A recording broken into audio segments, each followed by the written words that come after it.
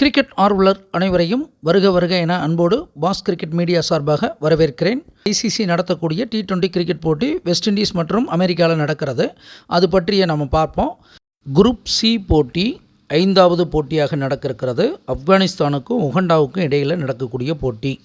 இதில் ஆப்கானிஸ்தான் அணி வெற்றி பெறுமா அப்படின்னு கேள்வி வந்தது.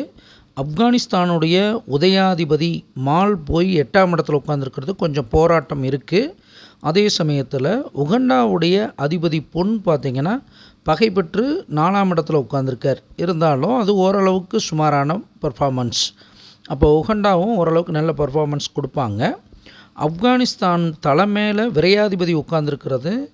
எதிர்பார்த்த வீரர்கள் அவங்க விளையாட மாட்டாங்க நல்ல விதமாக அப்படின்னு சொல்ல வருது. அதே போல் இவங்க தலை மேலே புகழ் உச்சமாக உட்காந்துருக்கிறது. இவங்களுக்கு பெரிய கஷ்டங்கள் இருந்தாலும் அந்த கஷ்டத்திலிருந்து மீண்டு வருவாங்க உகண்டா. லாபஸ்தானத்தை பொறுத்தளவுக்கு மந்தன் இருக்கார் உகண்டாவுக்கு. ஆனால் மந்தனே விரையாதிபதியாக இருக்கிறது உகண்டாவுக்கு பின்னடைவும் கூட. மேலும் கவிப்பும் 12ஆம் இடத்துல இருக்கிறது. ஆப்கானிஸ்தானுக்கும் லாபஸ்தானத்தில் நீச்சமாக இருக்கார். அதாவது இந்த நீச்சமாக இருக்கிறதும் வெற்றி வாய்ப்பில் குறைபாடை காட்டுது ஆப்கானிஸ்தானுக்கும். ஆனால் உகண்டாவுடைய அதிர்ஷ்டஸ்தானாதிபதி தான் நீச்சமாகுது.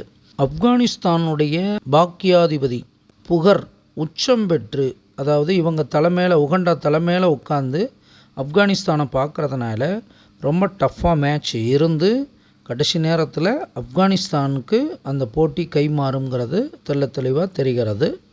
அனுமானிப்பது நாம், தீர்மானிப்பவன் இறைவன். நன்றி, வணக்கம்.